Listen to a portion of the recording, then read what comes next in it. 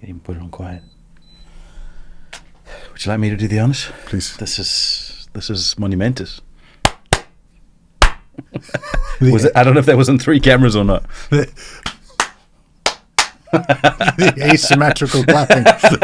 Just so you can distinguish, is it the 3 clap one or the 4 clap one? This is the first one we've done in how long? Do you remember the last one? I actually don't. It must have been August, September? Right, almost a year. That's crazy. It doesn't feel like that. It feels like 3 months to me.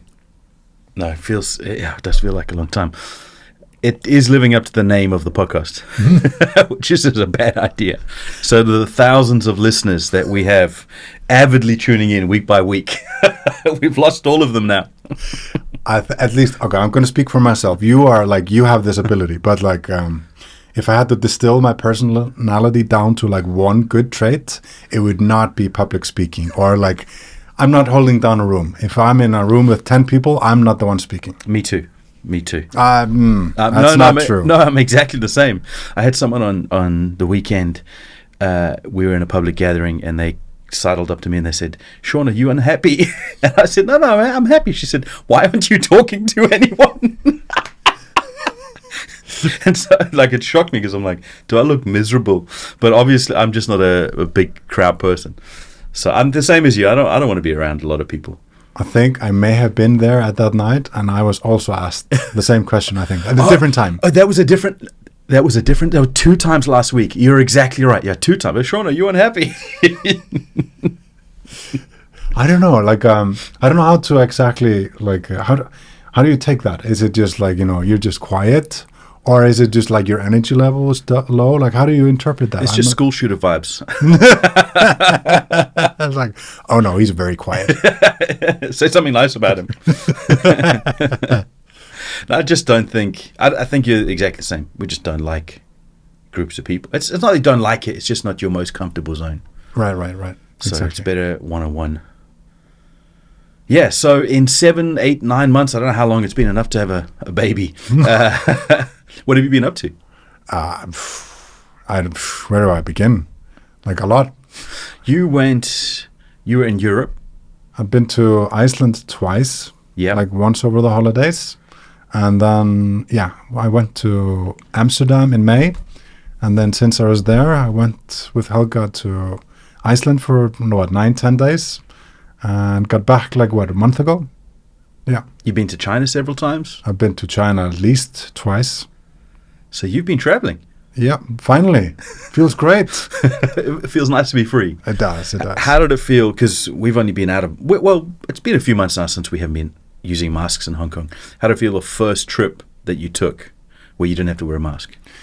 It felt, I was already kind of used to it. Were you? We dropped the masks, what was it, end of March in 2023? Beginning of March, yeah. And that took me a while. It took me 2-3 weeks to kind of get used to being out in the corridor or being out in public and feeling oh no, I'm almost being caught out, naked or something. Yeah. It's something's missing. Yeah. So I already kind of used to it, I think. It was more for instance, if I was in Iceland over the holidays and I got back to Hong Kong, it was more getting used to not having a mask when I was away. Right. Yeah. Yeah. I remember even 3 months into not having to have a mask, legally. I know other countries it was optional and most people did it, but in Hong Kong it was legal. And after 3 months, walked out of the office that we were in and was panicking, where's my mask? Because I was such in routine of, I have to put this mask on now. And then feeling so happy for 13 seconds. Oh, I don't have to wear a mask. It's so lovely. I'm free. But just checking, just to make sure no one else is, it's not a fever dream. People aren't wearing masks. Still a lot of people choose to. Still a lot, yeah. But Hong Kong and Asia has had a culture for years of wearing masks. I remember arriving in Hong Kong and it's the first time I ever seen a mask outside of a TV show with doctors, and they had masks on. So it's more normal here. Absolutely. The first time I saw this, I had just a bath. I was what are they doing? Yeah. But then I got explained that this is out of consideration. This is maybe someone that has maybe someone in the household that has a cold. Right. They're just making sure they're not transmitting it. Yes. So like as soon as I like had that explained to me, I felt like it's I a can do positive that. association now. Yeah. Yeah, I think I'd only worn a medical mask like that once or twice going to a hospital visit, and then once COVID hit. But yeah, it's just part of the culture here. People are just so much more used to it, which is good. I like it. I like it. I don't like having to do it. That's where I don't like it. But getting to do it for the sake of others, I think, is a good thing. There's a huge difference if you're made to do something or if you choose to do it. Yeah. And this is why I hate you. Because we've been working out, for everyone who doesn't know, and you've been hurting me. And the next 2 days, I'm swearing it, e.g., under my breath. Because you're making me do things I don't want to do. I think both of us are really hurting right now. So I'm right there with you, man. No, it's been such a pleasure to be working out. It's horrible. I hate it, but I actually love it. It's been so good. I feel exactly the same. We've been going strong for a month now. That's It's good. been so good. Yeah. I almost quit this morning. Not quit, but I almost canceled this morning just because I wasn't feeling 100%. And I can feel it in the back of my throat now. But it was worth it pushing through. I really enjoyed this morning. I think it's just weakness. No, just kidding. Yeah, probably. It's just my mental. Well, that's exactly why I didn't cancel, because I was testing. Is this just me being weak? And it could be that. It could be that I should have cancelled. I'm really hoping you don't turn out to be sick over the weekend or something. I really, really hope you I hope not. stay together. That's one of the reasons we haven't done so many podcasts, because health has just been weird. It just hasn't been great. This year has been like, what was it, like 4 months in the beginning of the year or something? You were really, really sick a lot. Once you were over something, you got something different. It was really unfortunate. Yeah, I know Sammy's been up and down, and I know kids at that age, they're putting everything in their mouth and they're playing with lots of kids, and so they get lots of bugs, which is good for the immune system. But so I thought maybe it was his exposure, but then surely I should have been through that when I was 4. So I don't know what it is. Maybe it's just old age. No, It's just that time of year. I don't know. I mean, you're around a lot of people. If we compare how many people you talk to or around compared to me, like you rub shoulders with way more people than I do. Do you think that could be it? Will you just catch more stuff? I think also just maybe our immunity has been suppressed because we've been wearing masks for basically 3 years. Yeah. So like maybe just like a muscle that you exercise, our immune system has been kind of, we're all kind of like sterilizing our hands, having masks on for 3 years. Of course it's going to impact us in a bad way. I feel it's not going to be in shape, the immune system. Well, the next 3 years I'm going to be like a fortress because I've been so sick this year. It's been ridiculous. Yeah. So maybe it's that. Maybe it's not eating the right things. I don't know. I don't know what it is. Maybe it's sleep. I've been thinking about sleep a lot recently. I need to sleep some more. But yeah, hasn't been fun. Tell me. I follow we follow a lot of the same podcasts and same topics on YouTube and stuff. So we talked about not talking about local politics, and we won't, but maybe we could talk a little bit about the US politics. What's happening there? Like that whole Robert Kennedy Jr. thing. Yes. So I'm following a guy called Jake Bro. He's a really good analyst. He's an ex-military guy. He has a really good explainers on the Ukraine war. Right. And he is really anti-Robert Kennedy. Interesting. And I thought to myself, like, okay, I'm like, what's going on here? Because I had like a really positive association to Robert from the podcast and the challenge for With debate through Joe Rogan. Yeah. So like, have you seen any like negative stuff about Robert? In the algorithm pushes whatever you watch, so you get built into your own little echo chamber. In my echo chamber, everything is positive about him, and it's all making references to his stuff being cancelled on YouTube. So this podcast will probably be cancelled, which our 7 viewers are going to be distraught about. So I don't actually really know the proper accusations against him. I don't really know why people wouldn't like him. People love JFK. And what is that? The early 60s? He was around. He was really in the height of his popularity. Yeah, something like that. Something like that. Was it 1964 or something? He got murdered. Yeah. Yeah. So yeah. So we're talking 60 years. Yeah.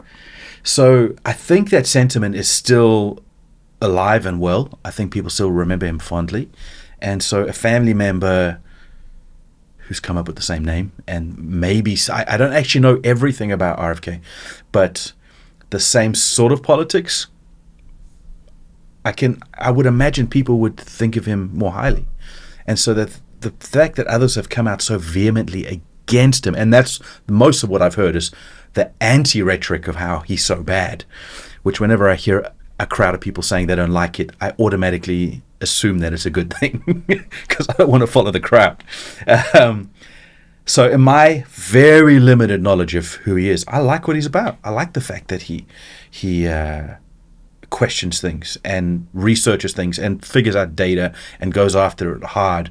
I think that's a good thing. I think we need that. The fact that people are against that makes me worried, because why wouldn't they want a voice that goes deep into data?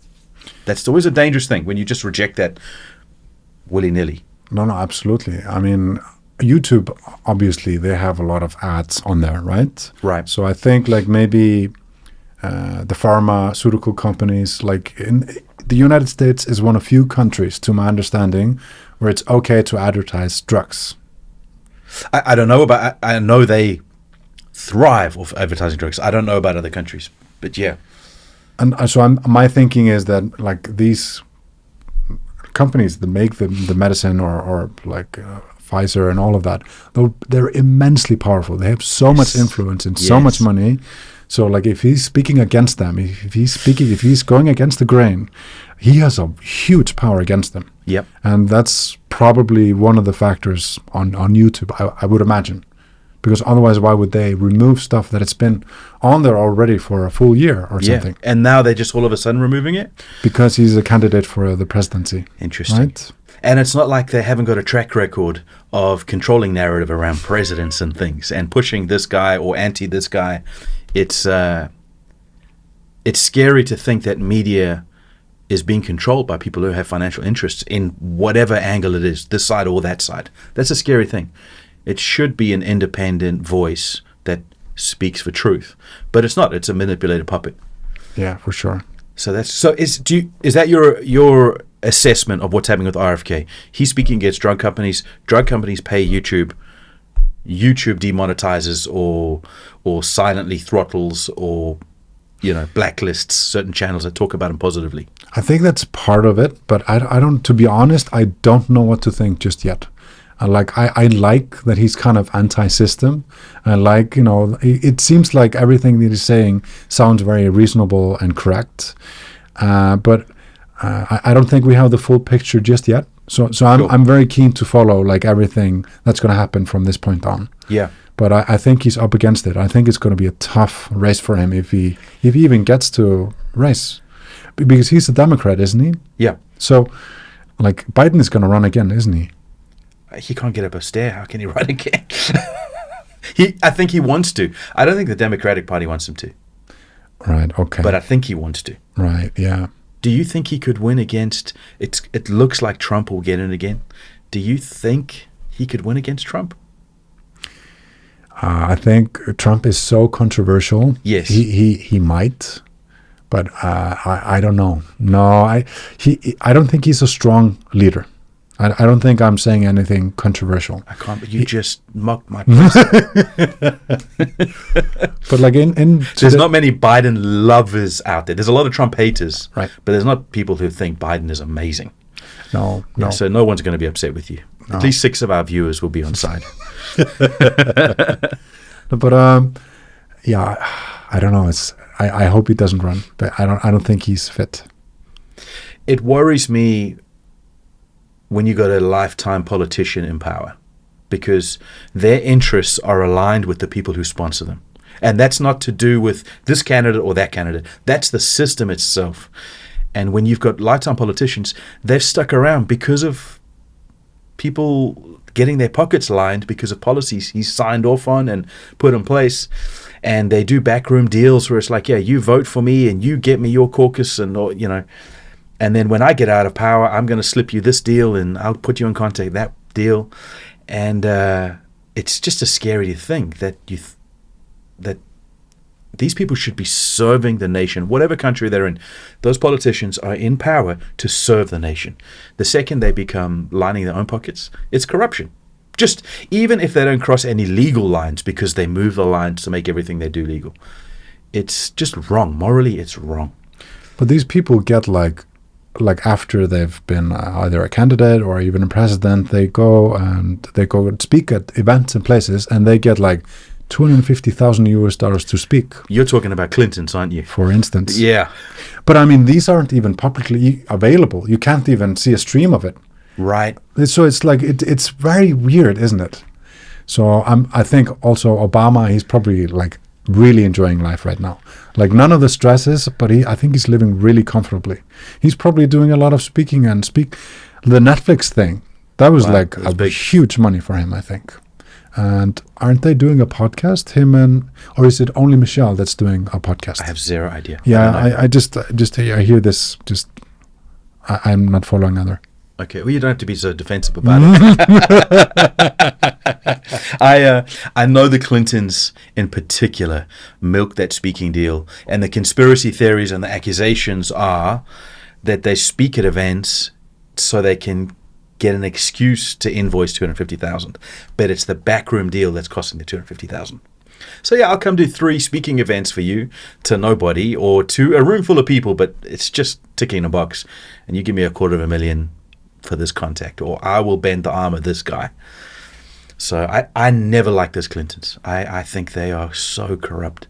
Their recordings, real life, like not conspiracy theories, like real life recordings of Hillary Clinton laughing with a colleague. She got her client, she was a lawyer, she got her client, who she thought actually raped someone, she got him off on a technicality, and she was laughing about it. Now, I know as a lawyer you're supposed to defend your client no matter what, but is that someone you want leading a country? That sounds like someone who's morally compromised a little bit. Exactly. Yeah, you're right. It reminded me of House of Cards, like Hillary and Bill. They just don't look like good people. They look like career politicians, slimy, slick, very well spoken, and no morals. They'll just do whatever to win, which is not great in leadership. No. Great on a sports field, terrible in a parliament or whatever. But that's the thing, like, people who seek power, they aren't doing it for the greater good of the people. Usually, they're doing it for themselves, right? That's right. So I like, in essence, people who should have power are the people that aren't seeking it. But it's the opposite.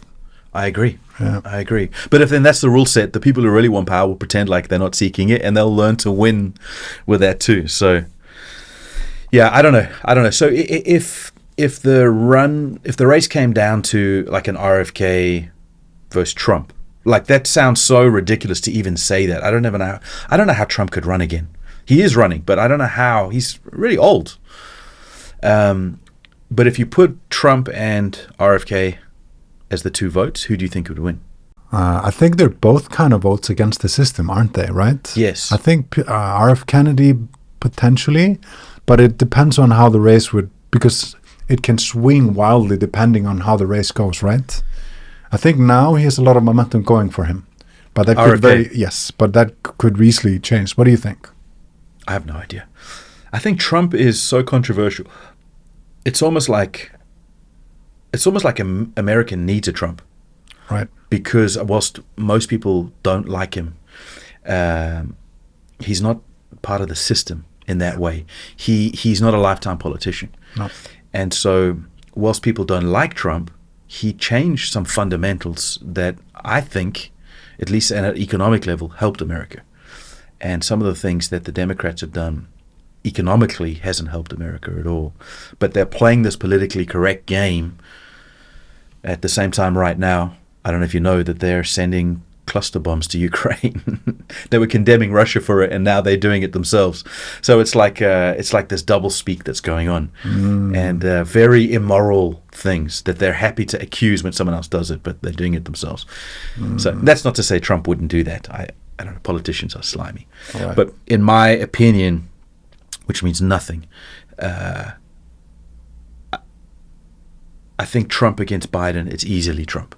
But I think with someone like an RFK, if he didn't have the media machine, the military industrial complex media machine against him, I think he'd be Trump. But do you think technically he can run because he was indicted, right? He's still dealing with legality I stuff. have no idea. I have no idea about that. I don't know the legalities. Because I think if you have a criminal record or if you have like something... You can't run? Yeah, I think there's something to Really? that. Yeah, I think that's... Maybe we should look that up. Yeah, we're so. I'm certainly uneducated on it. Editor Ichi will look it up and put it on the screen. Yeah. Sean, wrong. Warning. Do not listen to him. Misinformation. Disinformation. I don't like that stuff, eh? I don't like... we were talking about it this morning. You got to invite voices that are opposing your viewpoint. You can't be stuck in your echo chamber. You need to listen to the other side. And what was interesting about the Joe Rogan debacle, where RFK and him were inviting the other... Do you remember the scientist's name? No, I don't. Inviting him to talk and debate this. He was like, oh, no, I don't talk to these sort of people. He's a slick lawyer. He's good at speaking. Like, no, I'm not going to engage. Yeah. And it was for charity. It was like up to $1 million. Like he started off like 100,000 offer or something. And then just like a bunch of other people piled on, wanted to kind of add weight. Still wouldn't do it. Wouldn't do it. That's... If you're on that side of the argument, and I don't really know what his argument is, to be honest. It just looks cowardly. But if you're on that side and you're in that echo chamber, that looks like, oh, no, you don't negotiate with terrorists. It's like taking a hard stand, for morals. And yes, we'll lose $1 million for the little kids, but this is a greater good. That's the way that it'll be painted. But on the other side of the argument is, well, why won't you debate? What are you scared of? I think the thing is, like, this reminds me a little bit of a controversy in Iceland. There's a company that's like one of the most hated companies. They did some really, really shady stuff in Africa in terms of fishing and stuff. I don't want to get into it too much, but the one because they sponsor this show. No, but it's just it's a niche thing that nobody knows about. It doesn't matter really in the big picture. But like the mistake that the guy that was running the company made, he constantly came out and was speaking like he was reminding people of this thing, because he was denying having done anything wrong and done anything bad. The best thing, like if you did something wrong or if you're a shitty person, is just to, and he did that. So I think that's their tactic. I think that's the tactic against RFK. Let's just not engage. Let's just stay silent and let's not have a debate. I think that's the tactic. Wow, death by silence. I think if you are in the wrong, this is the right strategy. Yeah, if you want to win. Yeah. Which is not healthy, man. No. That's not healthy at all. If I'm wrong and I really want a greater good for both me but also things around me, then let my incorrect viewpoint, my faulty ideas be exposed and let me upgrade them. Like, that's a healthy thing. It's never good to just hide it in the corner, let it fester, and then build your whole ideology around lies, essentially, and never have that tested. And then anyone who comes to say and knock on the door and say, hey, that's probably not a good thing, and just dismiss them. Take them to the gallows.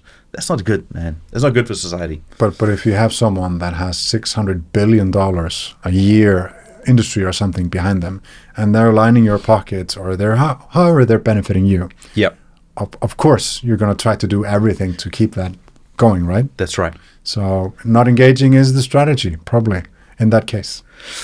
Yeah, it's yeah. Since I was a kid, I never trusted what the crowd was all saying. And if this group over here is never going to engage and test their ideas, and like if I'm right, I want to engage you, because at the end of the argument, truth is going to be exposed, and I make myself look good if it's really true. And so when people don't want to engage, or they want to shout over you, which is another form of not engaging, well, then you don't have an opportunity for whatever the truth is to manifest. Right.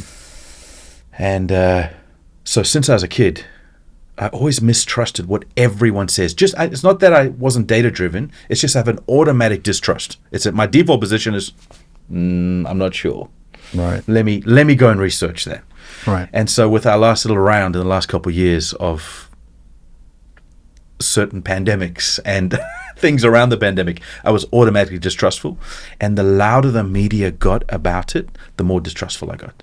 And so what was a healthy defense and a healthy perspective to say, hey, let's investigate this. Let's test that. What about this? Don't you think this is being rushed? Don't you think you sending this out for billions of dollars is a very powerful motive with no real tests? Exactly, without trials. There were no medical trials done before this, right? Just global mass adoption and legal, you have to do this, which is unprecedented. Unprecedented.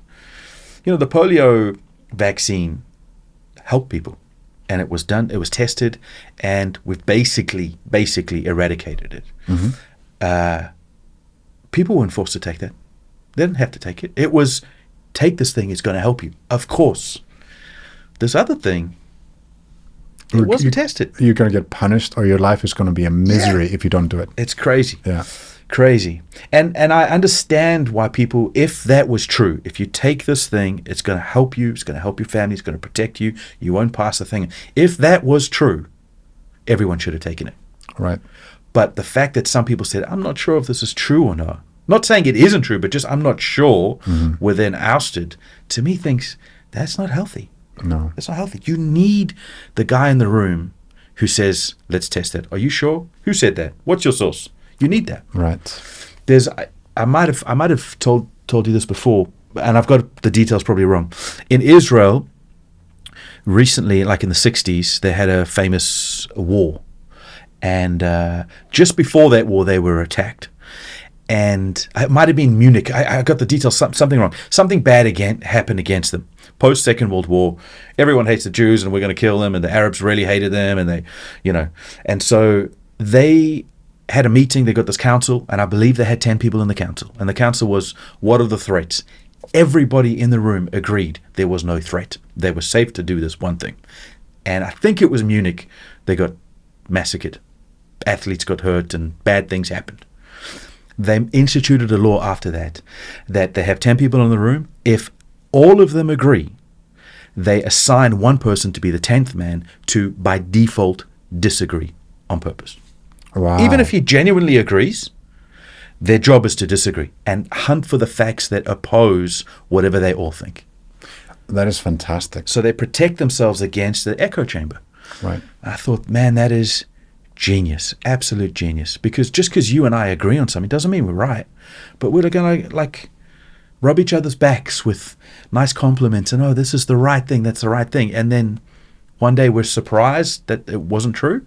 We've got to have a third person who accuses us in some way. We've got to feel uncomfortable and go, I don't like this.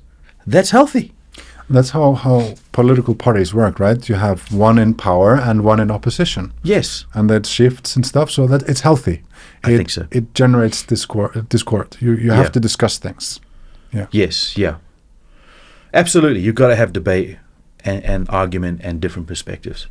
So the mass adoption of one narrative is sinister, in my opinion. It really is. Something's driving that.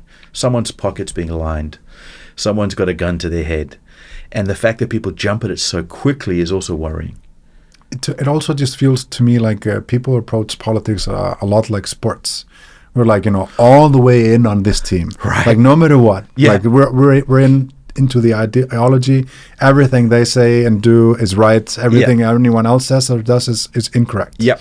It feels like, there is like these two sides aren't able to talk. Right. If you have like someone that's like really left wing and really right wing, these people, they won't talk. They will maybe shout at each other, but there's no discussion at all. And that's not a good thing. I think it's very unhealthy. Can you imagine a marriage or a business or even a sports team within themselves operating like that? It doesn't work. It doesn't operate. You have to cooperate. Yeah. Yeah, so it's interesting globally with the politics, even what's happening in France right now with all those riots. The UK's had big schisms over the Brexit, and the US politics always seems like it's the loudest. With like those parties have just gone so far apart. I don't know what the way forward is. So, no, me neither. Sometimes I worry. Like, you look at history.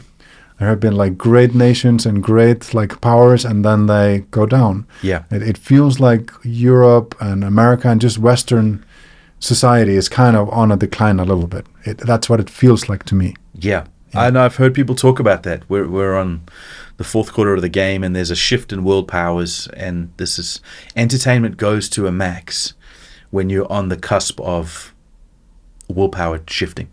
So that's what happened in Rome with the Colosseum, and they were fighting lions and feeding slaves and Christians to the lions, and it's all entertainment, and then willpower shift, and it feels like that's happening. I hope that's not happening, but it feels like it. It just feels like it's like a Monopoly game that's like close to the end. Yeah. Like there are some people being enriched like ridiculously from the system, but it's becoming more and more unfair. Right. And that's because all of that unrest is probably because of that, right? Unless you're the person being enriched, then it's great. Yes. What's the political system in Iceland? Democracy. We have like a very, very similar system to the States. We have like political parties, and we have like every 4 years an election. Okay. And it shifts quite a lot. And you have sort of a left and a right, more liberal, more conservative type sides. Okay. Yeah. And do they get along, or is it the typical shouting across the aisle? It's up and down. It's my dad, he made a bet with my brother earlier this year that he thought like it would crumble. They would have to have a re-election before time. Wow. Because there have been like really so we had a bank that was like nationally owned or owned by the government, and it was being privatized. It was being sold. And in that process, like a lot of dirty stuff came to the surface, and these are essentially governmental employees and governmental money. Wow. So like it's fine if you're a private bank and you could do whatever you want with the money, right? But like it was a different light when it's like owned by government. Wow. So a lot of shady stuff came to the surface, and now they've like the tune has changed a little bit. It seems like almost behind the curtains they've just decided, you know what, let's keep the boat afloat until the next election. It's time to elect. Yeah. Wow. Yeah. I think it's universal. This is just part of human nature, isn't it? Like you are going to enrich your friend if you can. Yeah. And you're going to try to make things good for your family if you can. And this is just essentially politics, right? Yeah, which is fine when someone's got the cap on of business and they go, I'm in it to make money. This is the purpose for the business. This is what we're going to do. Mm-hmm. But when someone's got the cap on of, hey, I'm a public servant. I'm here to help everybody. And then they do the very same thing that a businessman would do. Even though the actions are the same, it feels wrong. It feels like, no, this is not the right thing at all. Right. You want the most idealistic people to be in power. Maybe. But it might be the least in some of the cases. They might be the least charismatic and therefore don't get the votes. Right. I don't know. These people who can talk really, really well get into positions of power, and then they don't have to deliver because they just use their mouth. They don't actually have to make things work. So I don't know. I think the fact that people have got Twitter accounts and Reddit accounts following all the stock moves of Nancy Pelosi, and they're making millions because if she buys or sells, it's because they've done backroom deals. That's that's what they allege. Right. And apparently, this is not a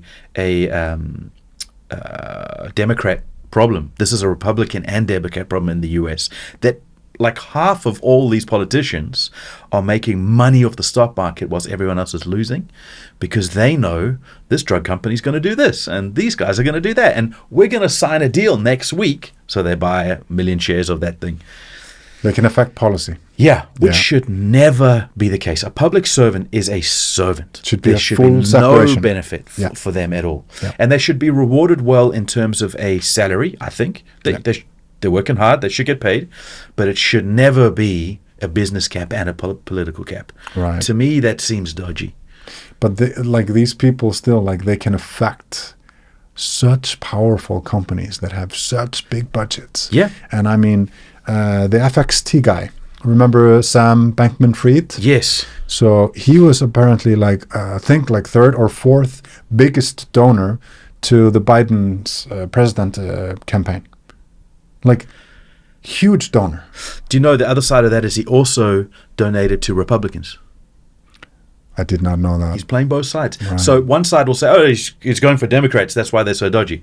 The other side's going, he's going for Republicans. He donated to both. Because he's slimy. Wow. Why wouldn't you play both sides? That's true. Wow. Do you know that's how the Rockefellers made money? Did not know that. They made money because he would pay men on the front lines of a so-and-so war. I can't remember the details. And it was this side versus that side. And whoever was going to win the battle, he'd invest in their infrastructure or their oil or whatever. And his guys who were paid to watch the battle would come back to town first. And then he would bet on the winning side before anyone else knew. And that's how they made their money. Wow. But you have to have deep pockets to be able to do that. Well, they just kept on making the same gambles on whoever's going to win. So they weren't invested on who's going to win. They were invested on the outcome. On the winner. So I don't care if you win or you win. Let's keep both of you sweet. Let's keep you in war and sell you weapons, which is what Americans do now. Right. It wasn't an accident that the Americans left all that weaponry in Afghanistan. Right. No. Billions of dollars. Yeah. That's because they were like, the military companies were like, get out of there. You know, well, we need our weapons. No, we'll sell you more weapons. We'll buy you a pool in your own personal home. And then they make billions. I'm sure, I don't have any evidence. And this podcast is definitely going to get cancelled. Hashtag cancel. Cancel, bad idea. But I'm like, by intuition, with no data, why wouldn't they? Right.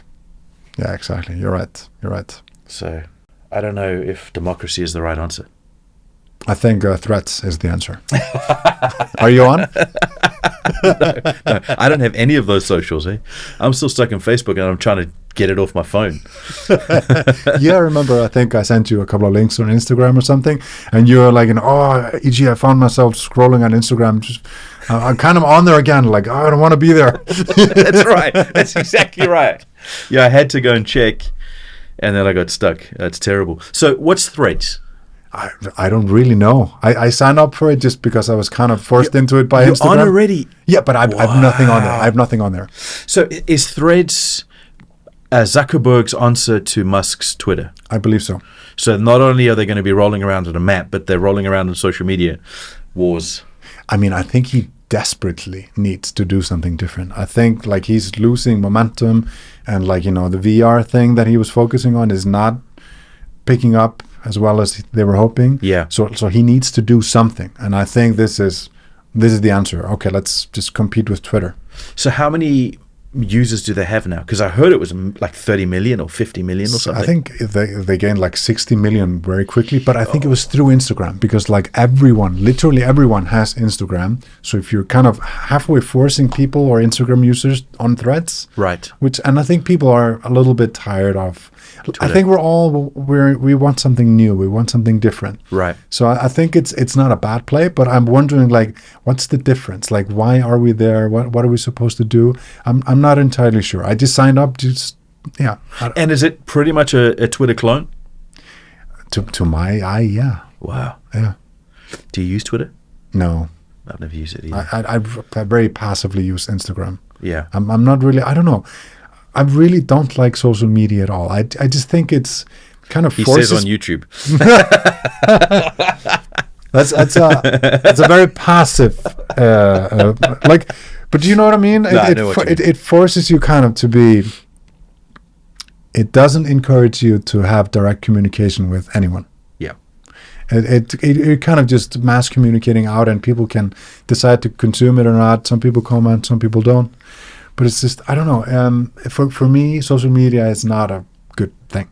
The less I use it, the better I feel, to be honest. Amen, sister. I'm exactly the same.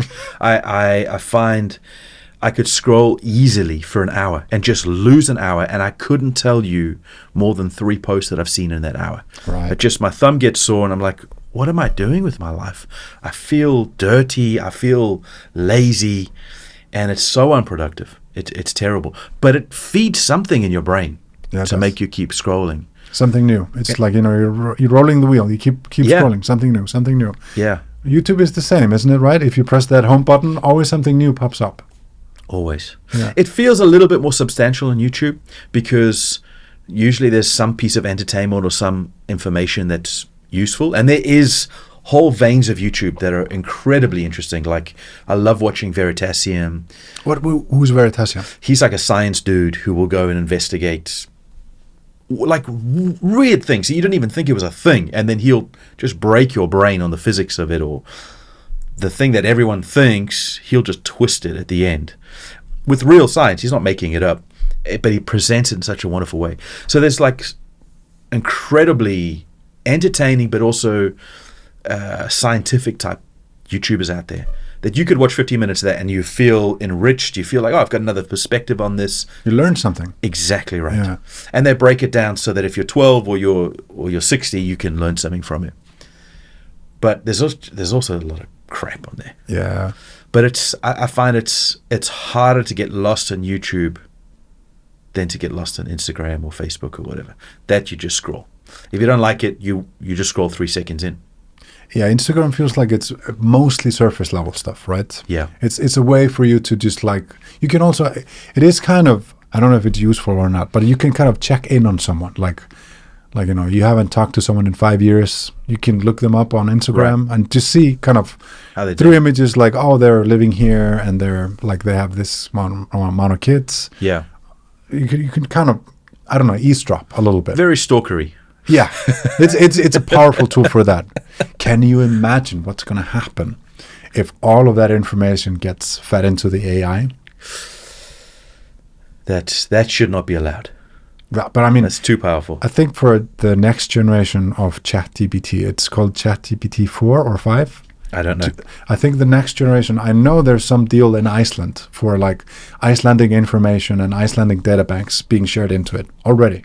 So it could potentially, you could have a conversation in Icelandic and have like a big database of Icelandic information into there. So if they're doing it in Iceland, which is a really, really small region, they're doing it in many other smaller places too, right? I'm sure they are. Yeah. I'm sure they are. That's scary. That's scary. I know there's a few voices saying AI is not a healthy thing. I've benefited from it. I like it. But then you don't always know the consequence of these things 20 years out. Right. So what's your perspective on it? I'm really intrigued by it. I think it's really powerful. I made it like make a comparison. I made it make a YouTube script comparing spherical versus anamorphic lenses. Yeah. And it kind of made sense. It was like really, there's some things that weren't kind of like oddly phrased or something, but it's really powerful. I think it's a good thing in this essence, but I think we need to just figure out how to use it. I think, for instance, legal aids, going over contracts, making contracts, this is going to be a massive time saver for stuff like this. But then again, like, are legal aids needed at all?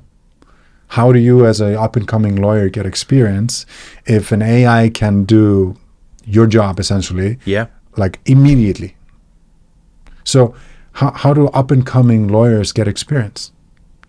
How do up-and-coming people, like, for instance, if you're working in a company and you're doing the F&Q, like, frequently asked questions, like, like, you're kind of there just to kind of try to get a place into the company. The company needs someone to answer all the questions they get asked on repeat. So that's going to get replaced. So I think, like, just the whole structure of how we work is going to get changed, I think. Like, I'm very thankful for having had an opportunity to be an apprentice for a photographer, because, like, I learned a lot in school, but I think most of the stuff that I learned was from helping and being an apprentice. So I think that's going to be a massive change in every industry, I think, with AI. Yeah. What's your perspective? Well, I don't know. I'm sort of waiting to see what'll happen because I don't really have any knowledge of how to use it. And we've played with it a bit and we've used it a bit, but more just for amusement than actual something good. And I've used it to like mock up invoices and things that I then just cut and paste into templates I already had, which was interesting.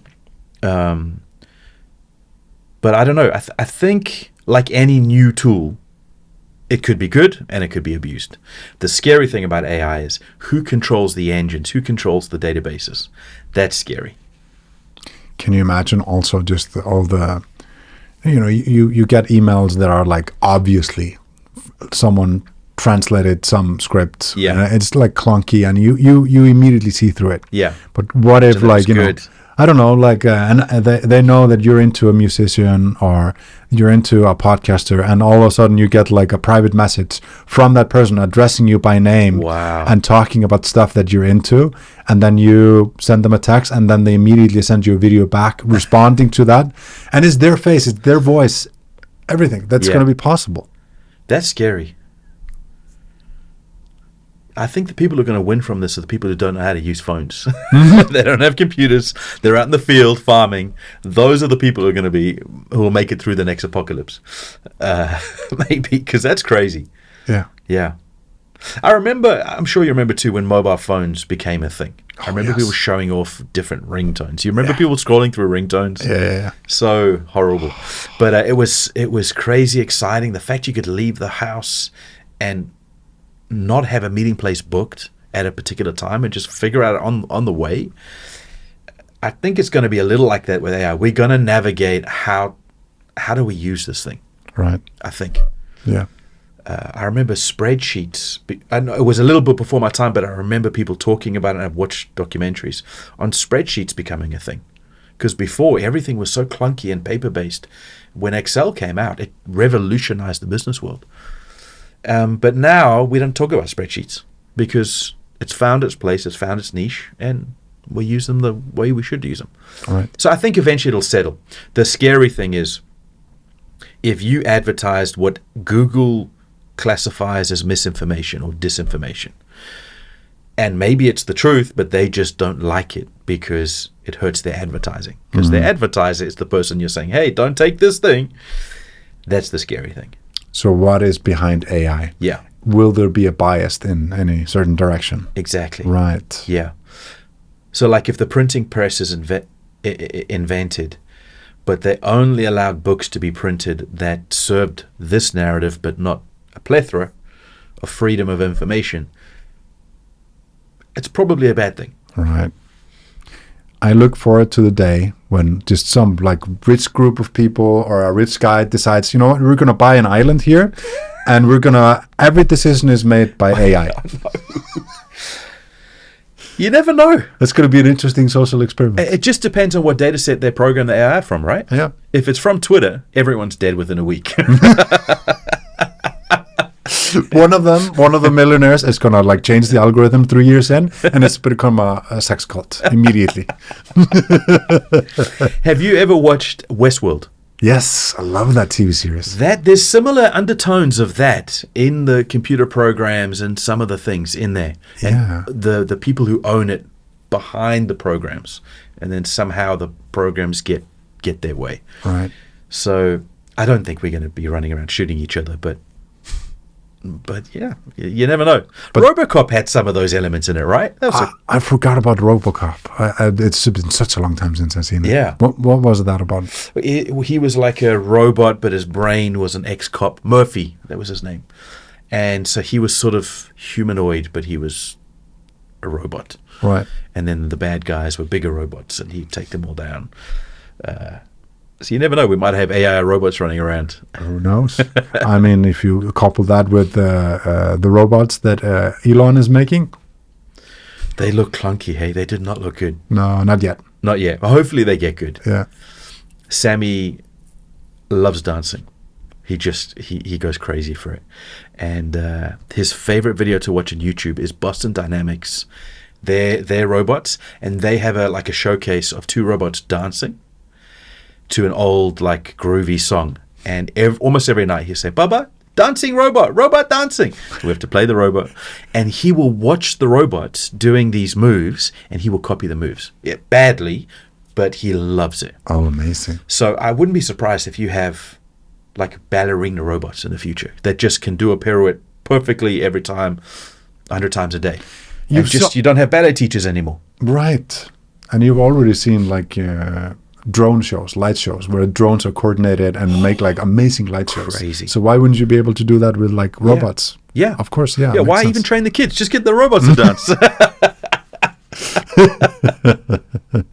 Yeah. Yeah, there's this racing competition where they'll take these little cars that have to be autonomous. So they set them and then they forget. They're not allowed to interfere with it. It's not allowed to communicate to another computer. It's completely encapsulated within itself. And they put it on a big, like, 3x3 meter flat base, and it's got a maze.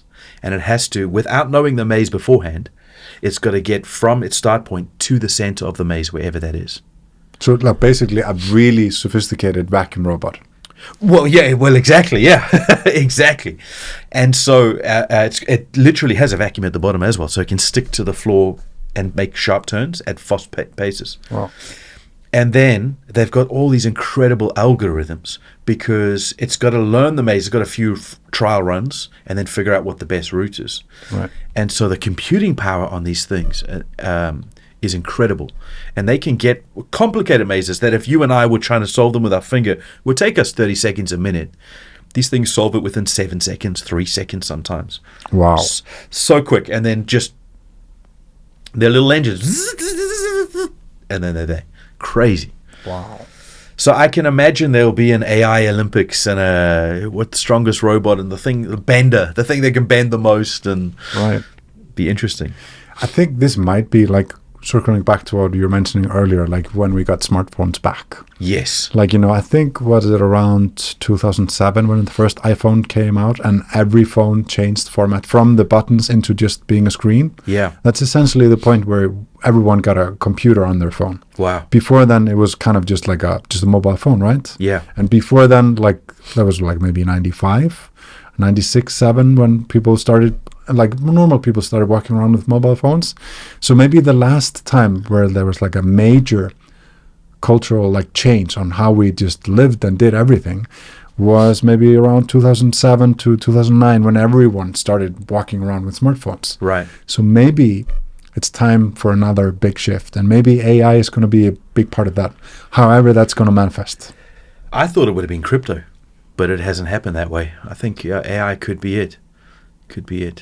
I think it doesn't seem like it's changing everyday life. It seems like it's changing industry, which might even be more impactful than mobile phones, because the way that people produce seems to be more AI inclusive, if there's such a thing. Right. So the fact that you've used AI already in a job that is so creative, like imagine it's just a more standard job where you're just doing iterations of the same sort of thing. Just shove it through an AI engine. Yeah, it'll be interesting to see where it goes. It's going quickly though. I've talked to like a friend of mine in Iceland who works in insurance, and she said that she took like a good while to go over some really, really dry contracts, like a huge amount of data. And she said, like, if I could have asked an AI to like go over 300 pages of this dry text, or if I'm just looking for one specific instance or one specific thing related to a project or whatever I'm doing, this could save such amount of time, like crazy amounts of time. So essentially it's gonna just make us more productive. Yeah. And anyone who doesn't really adopt it, however that looks like in your industry, you're going to be behind. So that's my main worry. My main worry is just that, I want to be able to edit quicker. I want to be able to like give my clients a better, quicker service. And I think AI is going to be a part of that. So I'm worried that I'm not going to be able to get that into my workflow quick enough. And I really know that I need to somehow. It's just not there yet, but it will be at some point. In the editor that we use, the video editor we use, DaVinci Resolve, it could take exactly this 3-camera setup and you could just click a button and it'll do all your cuts for you. So when I'm talking, it'll use that shot. When you're talking, it'll use that shot. And when we're both talking, it'll use the middle shot. And it'll just automatically do that. The other thing it'll do is you can transcribe all of our conversation. I don't know about our accents, but and then you can go, you remember the thing we talked about AI? You search for the word AI, it'll bring up all the instances of AI. Wow. And so rather than scrolling through, like, is it 42 minutes or 43 minutes? You just go straight to the text, type in AI, it goes to it, you click on it, it'll take it to exactly the point we said AI. This is already now in DaVinci Resolve? Already there. Wow. Has been for a little while. Wow. I've also seen like amazing tutorials of like some sort of a method in terms of if you have like a relatively flat or even light, you can have it like more bright on one side and make shadow on one side. And it's just crazy how much it can do. Yeah, it can. It's not amazing. It's not like perfect, but it can almost relight your whole shot. Wow. Which is crazy. I mean, Blackmagic are amazing on the software side. Yeah. I mean, I think they've lost a lot of users to Sony, mainly because of the autofocus and usability. Yeah. But like, no one is really competing with that. Yeah, on the editor side, yeah, if you're still using Final Cut, you're a loser. Definitely a loser in that case. No, I'm joking. No, really, I'm joking. I don't know what I'm doing. I think it's just a great product. They've included those AI things very well, very, very well. And then the thing I like about that model is it's cheap to get into. It's actually free. You can get a free version. And then they build into that whole ecosystem a whole pile of other stuff. So it's very hard once you're in the ecosystem to go, well, I don't like this. There's so many positive things about it. There's no Canon editor. There's no Sony editor. No. Whereas Blackmagic has got editors and switches and transcoders where it takes, what's the video image? Capture cards. It's got a whole plethora of products and it's got the cameras. And then the software side is amazing. So I think they're going to be, unless Sony keep on doing amazing cameras, Blackmagic will slowly absorb all of that market too, I think. I think they're about to roll out like a new generation of cameras with like a L mount, I think, like a mirrorless mount. You were telling me the other day. That could be huge, eh? Let's see. Maybe. I think like the autofocus thing is massive. Yeah. It's a huge thing to have a good autofocus. Yeah. An autofocus that you can trust and just you don't even need to worry about it. It's not a thing. Who's there right now that's like that? Other than Sony, obviously. I think Canon and Sony are pretty close. You reckon? Yeah, I think. You think that the Canon Sony's the Canon autofocus is almost as good? Yeah, I think it's very, very close. Really? Yeah. Okay. I think like on some of the newer cameras, it could even be better. For instance, it can detect if there are 3 faces in the frame. There's box around all of the faces, and with the joystick you can just switch around which face you want to have it focused on. I didn't know that. On Sony, you have to kind of tap on which face you want to have. And I think it's like in that way, it's a little bit more customizable for Canon, but I think Sony just right out of the box without any expertise knowledge, just it works a little bit better. Right. Yeah. I mean, Panasonic and Fuji and everyone is kind of catching up. Yeah. But still, I think Sony's the winner. Yeah. And you were saying to me the other day that they're going to bring out a new line of cameras. It's the next generations are. I heard like I read somewhere a rumor about Blackmagic because they've been using the EOS EF mount. Yes. Like the mirrored mount. So now they're moving into a mirrorless mount, I think. Interesting. Yeah. The thing I like about the Blackmagic current mount is that you can use all the old Canon glass, right? Which is cheaper, right? Yeah. So it might be more expensive. And you can even like have space for a speed booster if you're using a full frame lens. Yeah. Yeah, exactly. So let's see. I like it. I like the 12-bit too, but not that I can do anything with it. That could be a YouTube video comparing 12-bit, 10-bit, and 8-bit and seeing how far you can push them. Could be, really. Yeah, you're right. Yeah. So it'll be interesting to see how those cameras turn out today, because this is your new baby. Yeah, Baby. I mean, my side baby. yeah. I'm not ready to sell Sony yet. Yeah. I'm not planning to at all. It's just nice to have something different. Yeah. Just to play. It's complete greed. So, when we do a podcast again in 9 months' time, What is the biggest accomplishment you would have liked to have ticked the box on in 9 months' time? Keep staying alive. That's good. That's good. I like that. I think biggest one is probably being more active on YouTube. Okay. Yeah. How about you? So why is that something that you're pursuing? What's interesting there? So, I mean, I'm planning to be in Hong Kong at the very, very least, a year and a half. That's the minimum. Most likely way longer. Yeah. But at some point in time, I'm going to move back to Iceland. And when I do that, I'm not sure how my skills are going to translate or how am I going to fit into the industry at that point. AI is taken over by then. Who knows? Like, seriously, who knows? So by that time, it would be nice to have at least some passive income or some option to kind of lean into as I'm kind of adapting to a new environment. So, but to me also, it's about like, is this something that I want to do? Is this something that I'm actually skilled at doing? Is this something that is a feasible option for me? Yeah. So I'm kind of I'm just exploring that at the moment. At the very least, I will get more comfortable being in front of the camera. And maybe a little bit more comfortable with myself. That would be nice too. The last few videos you've done, you have looked more comfortable. You've looked more natural. I think it's just being in the saddle, just giving it a go. Happy to hear that, man. And they've done well. They've done okay. Yeah, let's see.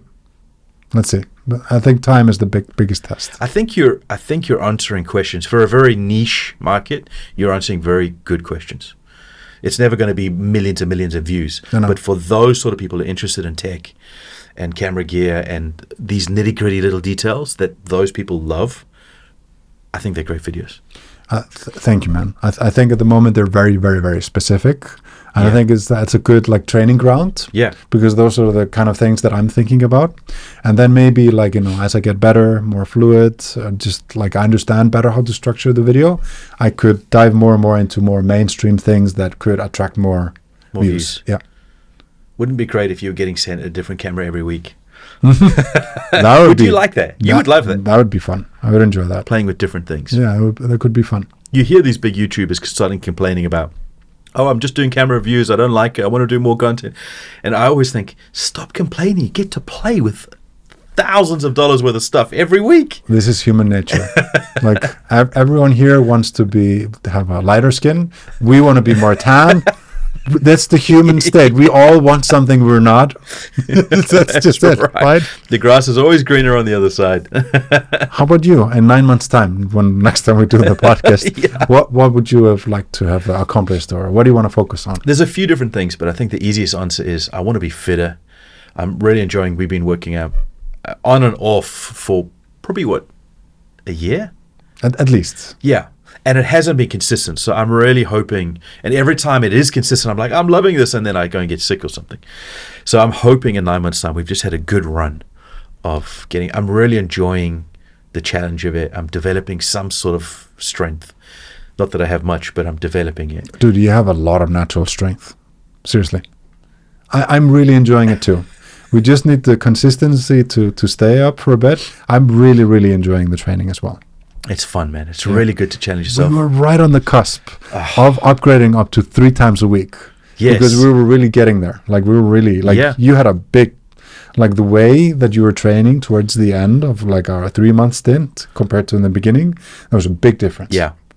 Huge difference. I could feel it. I could feel fitter. I could feel the air was there. Yeah. I wasn't losing oxygen so quickly. Yeah. So it'd be nice to get back to that place and then use that as a base. So that would be... That'd be wonderful. And then there's just some professional things that I'd love to get my teeth into. Some other things. You're not ready to talk about it publicly just yet? Well, it's just so niche. Like, no one would care. No, I mean, who knows? Yesterday, I was looking at property. Not to buy, to rent, because it's very hard to buy in Hong Kong. But I went through like 3 phases of entrepreneurial journey yesterday within like 2 hours. I was like, here's an opportunity, we should do this, so excited. And then the next hour was like, Sean, you're an idiot. You know nothing about this. You're just going to be tired. You're not going to be able to pull this off. It's going to be too much money. You're not going to get a return. And then I went through the third phase of maybe I could do this. And if I just negated the negatives here and did that. And so now I'm in the like, it was a great idea, but just leave it. Just focus on what you've already got. But I'm always itchy, man. So you never know. In 9 months' time, I could have some other weird, random project. So, it's great that you positioned yourself to be able to think like this and Yeah. be able to actually put some of these ideas to the test. yeah. That's a fantastic privilege to have. Yeah. It's not good on the bank account, but it's because most of them are failures. No, but I mean, you fail forward, right?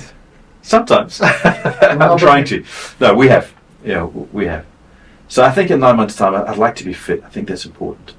And it's been so nice. I was saying this again to you this morning. It's been so nice to be able to spend time with my boy. He's coming up to 4. So it's such a privilege just to have that, you know. And I'm just enjoying that. We were at the beach yesterday. And so that hasn't been a chore or a thing we've had to work at. It's just, I would work at it if I had to. So it's not like it's not a value. It's just we've landed in that position that I've been able to do that. And so I never want to lose that. I want to keep that flexibility, which is nice. So, but we were saying this again this morning.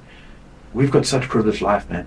We really, I know we're not millionaires flying on private jet type stuff, but we've made it in terms of getting our teeth into projects, playing around, enjoying it, learning, growing, failing, but overall winning, and having a large amount of flexibility. And control. Yeah. And freedom. Like that's massive. Well, you were saying, well, both of us were saying, be very hard to get back to a normal job. Yeah. Be really, really tough. But in my mind, I'm trying to like also think of a day where I might have to get a job and might have to work again. And I need to like, I think it also can help me kind of work harder at maintaining my position and expanding and trying new ventures. Because it's so difficult once you've had that freedom to let go of that. Right. It will be like a huge adjustment to do a 100% job again for me. I don't know if I could do it, man. I don't know. I think both of us have that ability that if we needed to, we would. Yeah. But to do it in a positive way, like, I love digging holes. I love answering emails. I think it'd be tough. We've really been spoiled. And it's not like we haven't worked hard and not sacrificed, and it's not like I see you sometimes. You're just flat out. You got shoots, this project, that person's pestering you, that person's a horrible person. You know, it's not like you don't have issues.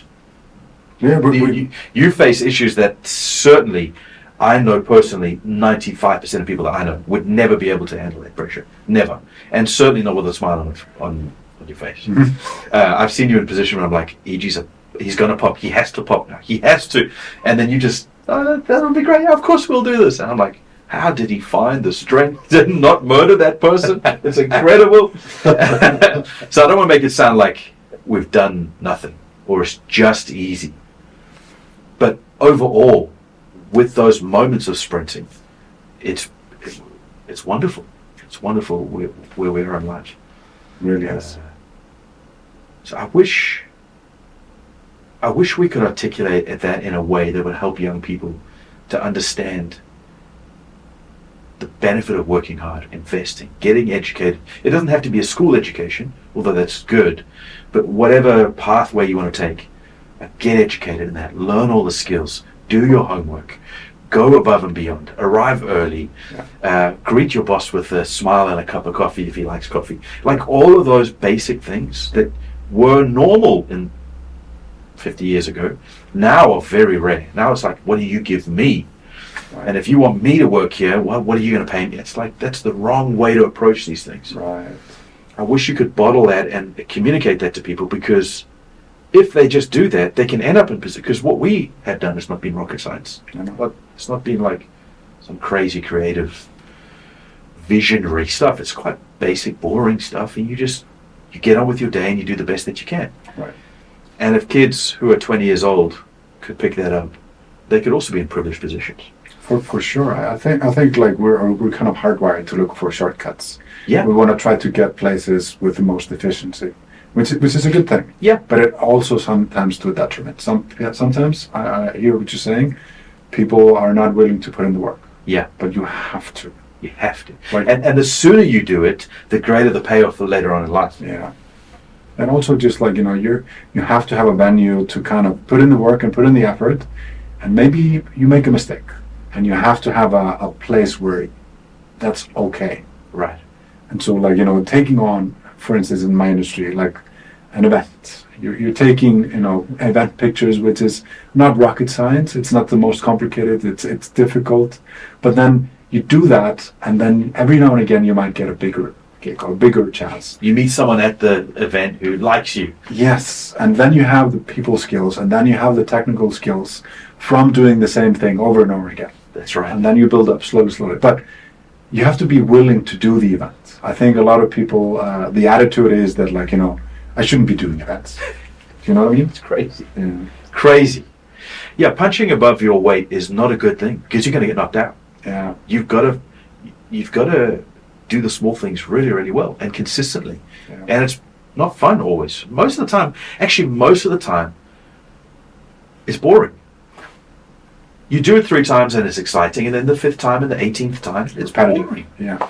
But that's exactly the pathway to get freedoms and flexibilities and choices and options. Yeah. And some people think you just automatically deserve it. You don't. And I think that's one of the things that is so powerful is we're both able to go, wow, we really love our lives.